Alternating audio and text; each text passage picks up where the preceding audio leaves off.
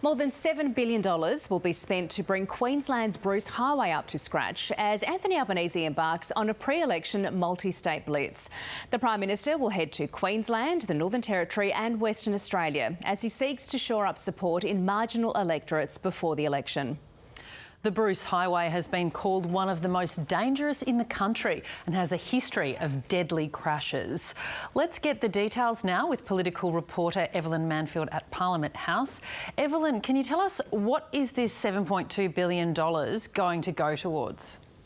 This will be for safety upgrades, so improved signage, intersections, safety barriers, the audio markings on lanes as well. The federal government says these are much needed safety improvements because, as you say there, the Bruce Highway does have a bit of a dangerous reputation, particularly in certain stretches, and it has a fatal and serious injury crash rate much higher than some other highways in states like New South Wales and Victoria. And even in recent days, we've sadly seen some more lives lost on the Bruce Highway. So the federal government says this $7.2 billion is about improving the safety rating of the entire Bruce Highway, which of course stretches right from Cairns to Brisbane. So the Transport and Infrastructure Minister, Catherine King, says some parts of the highway are just a 1-star rating. And so this $7.2 billion will go towards ensuring that the entire highway is at least 3 out of 5 stars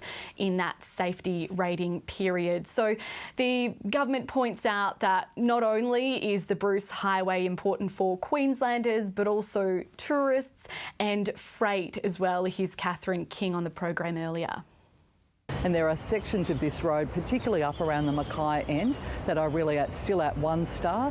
And we have seen, over 40 people last year lost their lives, and the increase in the number of people who've lost their lives in serious injury on the Bruce Highway. And this investment will go to really lifting the road safety improvement and the productivity of what is the single biggest artery right the way through Queensland. Infrastructure and Transport Minister Catherine King on the program earlier. And it's not just Queensland, Evelyn, getting the attention this week. The Prime Minister's heading to the Northern Territory and WA to kickstart the election year. What's on the agenda? Yeah, it might still feel like silly season for many Australians at home, but here in Canberra it is starting to feel like election season. The Prime Minister, Anthony Albanese, will be doing this sort of blitz of Northern Australia, heading to Queensland, multiple towns including the Sunny Coast, Rockhampton, Cairns and Mount Isa, heading to the Northern Territory. After that, don't know specific locations there, but then we'll head across to the Kimberley in WA and down to Perth. Of course, it's an election year this year. We don't know exactly when the election will be, sometime between now and mid-May. We're certainly not in the official campaign period, but it is sort of starting to have the look and feel of an earlier and unofficial election campaign. Some comments that we got given to us by the Prime Minister do talk about the upcoming election and this idea of building Australia's future. So that is the slogan that the Labor Party is moving forward as we do move towards an election whenever that might be, Steph. Yeah, Evelyn, I hope you had a good break because you're not going to get one for a little while. Evelyn Manfield in Canberra, thank you. Okay, let's go to Victoria now, where an Etihad Airways jet has been forced to abort takeoff from Melbourne Airport. Mietta Adams joins us now. Mietta, good morning. What more can you tell us? What happened? Good morning, Emma. Well, it must have been extremely stressful for those almost 300 passengers who were aboard that Etihad Airlines flight. It was due to take off from Melbourne heading to Abu Dhabi at around 7 o'clock last night, but as it was attempting that takeoff, there was tyre damage, and as a result, as a precaution, firefighting services and aviation rescue responded by using firefighting foam on the plane. Luckily, there was no injuries, but all of the passengers were transported to the terminal. Now, for 12 hours there, though, because of the tyres damage, it meant that it was unable to be towed off the runway, meaning just one runway was open overnight for all departing and arriving flights from and into Melbourne.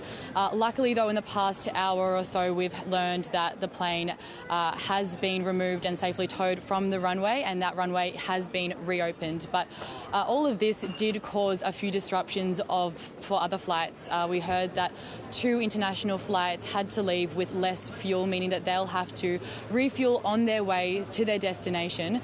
Melbourne Airport also says that they're going to investigate what exactly went wrong here, why these tyres malfunctioned. And Etihad has also said that they will be rebooking all of their passengers onto future flights. Okay, a lot more questions to be answered. Mieta, thank you. And now with the other stories making news today, Sana Kadar. Good morning, thank you. The search for a 28-year-old surfer who was taken by a shark on South Australia's west coast has concluded. Authorities spent the past 4 days searching for Lance Appleby, who was killed by a great white shark near Streaky Bay on Thursday evening. Nearly $90,000 has been raised to support his family and to create a memorial and plaque to commemorate his life. 3 earthquakes have been recorded within 2 days around the outback mining city of Broken Hill. A seismologist says it's likely that 3 quakes are not related, while Geoscience Australia says it is monitoring the area for future earthquakes. Researchers say social media is driving a surge in tourism to Antarctica, but it could also be driving an increase in risky behaviour. A research team from the University of Tasmania found that the frivolous tone of some social media coverage is changing perceptions about the icy continent and could be inspiring risk-taking copycat behaviour. Annual visitor numbers to Antarctica have leapt from fewer than 20,000 in the year 2000 to more than 124,000 over the past year.